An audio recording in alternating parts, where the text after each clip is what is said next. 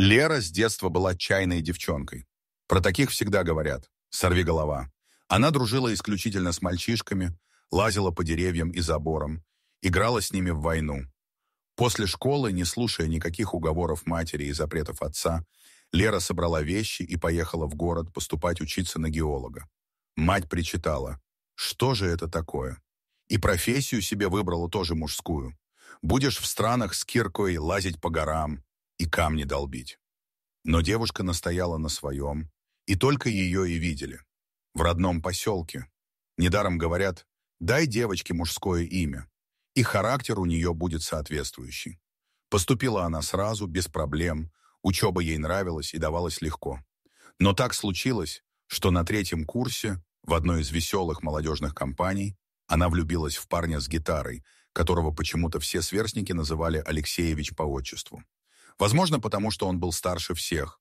Учиться поступил уже после службы в армии и сейчас заканчивал институт лесного хозяйства. А вообще-то его звали Алексей. Он пел Окуджаву, читал Евтушенко, и все девушки раскрывали рты и не сводили с него глаз. Но он выбрал ее. Роман закрутился быстро и стремительно. Лера потеряла голову, забросила учебу, и когда Алексей позвал ее с собой куда-то в тьму, где ему нужно было отработать 3 года по распределению, она, не задумываясь, бросила все и поехала следом за любимым. Даже родителям не сообщила о своем решении.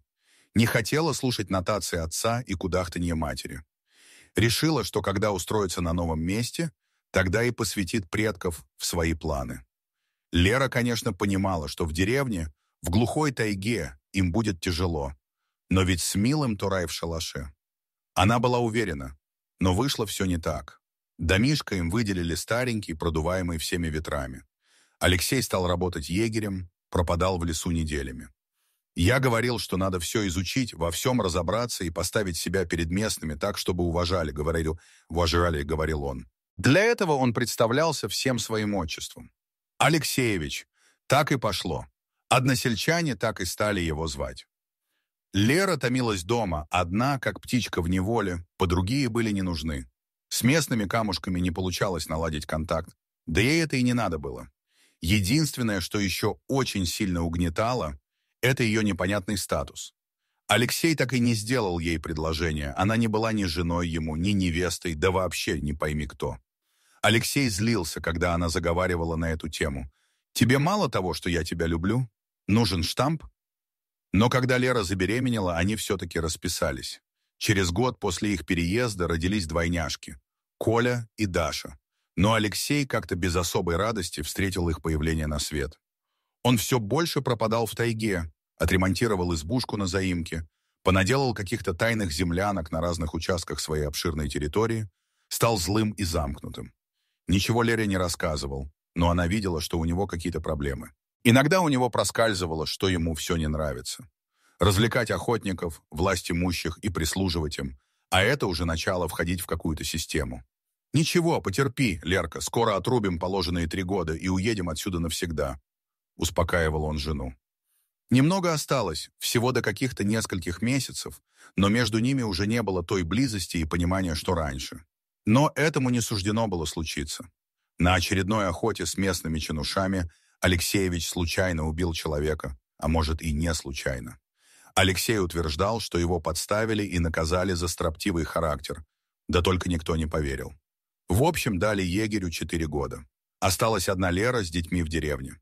К родителям ехать наотрез отказалась, хотя они ее звали и помощь предлагали. Устроилась работать на ферму и стала детей растить, дому жаждать. Время шло быстро, дети тоже росли как грибы после дождя.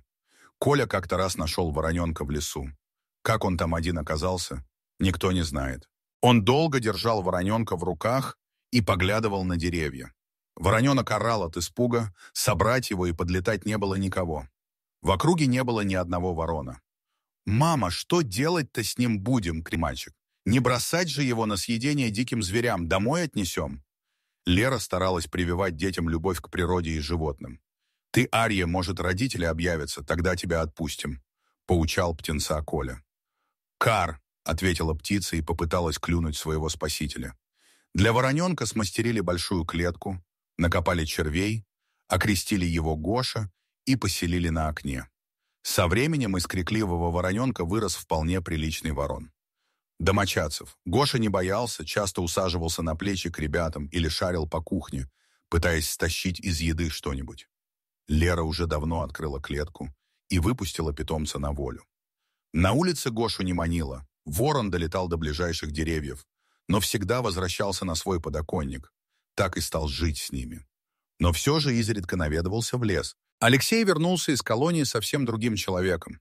Неволя изменила его окончательно, а может быть та среда, его окружение.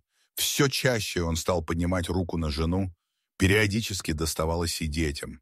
Плюс алкоголь делал свое дело. Алексеевич зверел. Лера грудью вставала на защиту малышей. Она была бесстрашна. Бросалась в бой, как тогда, в детстве. Ее бойцовский характер никуда не делся. С мужем у нее случались драки, потому что она защищалась и не хотела быть покорной жертвой. Но мужчина все равно был сильнее.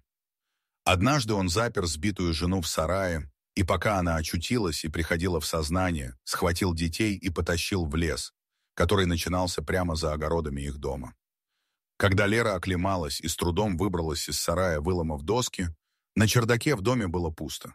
Даже клетка Гоши опустела. Ворон тоже пропал. Она поняла, что случилось что-то недоброе, но где искать? Алексей свой участок вдоль и поперек знает. У него полно укромных мест, таких, что найти никто не сможет, а Лера заблудится там почти сразу. И толку от этого никакого. Женщина не знала, что делать. Она почему-то не решилась обратиться за помощью к властям, ведь его опять могли посадить. Она все же верила, что еще можно все наладить. Надеялась, что ее Алексей изменится. Она понимала, что он мстит ей через детей, специально делая невыносимо больно. Да и что может плохого случиться с детьми, ведь с ними рядом их отец, он их, если что, защитит. И она стала ждать. Но они не возвращались. На следующий день, ближе к вечеру, во дворе появился Гоша. Он что-то принес в клюве, а это был бант с головы Даши. Сердце матери дрогнуло, но она успокаивала себя. Наверное, он просто слетел с головы дочки, и Гоша его нашел. Она все же надеялась, что муж вернется домой вместе с ребятами. На следующий день Гоша принес пуговицу от курточки Коли. Вот тогда-то Лера запаниковала. Дети явно присылают знак, так решила она, и последовала за вороном. Через 3 часа бега по лесу, сквозь овраги и бурелом, она нашла их в одной из почти скрытых от людских глаз землянок. Дверь была снаружи подперта толстым бревном. Через разбитое окно Коля подавал Гоше вещи и велел внести маме. Он надеялся, что она догадается и найдет их. «А где отец?» — спросила ребят Лера, когда наконец-то освободила их из плена и обняла. Он пошел за хворостом, чтобы растопить печь, но так и не вернулся. «Мы найдем его, правда, мама?» — спросили дети. Но Лера уже все поняла. Алексея, своего любимого Алексеевича, она уже больше никогда не увидит.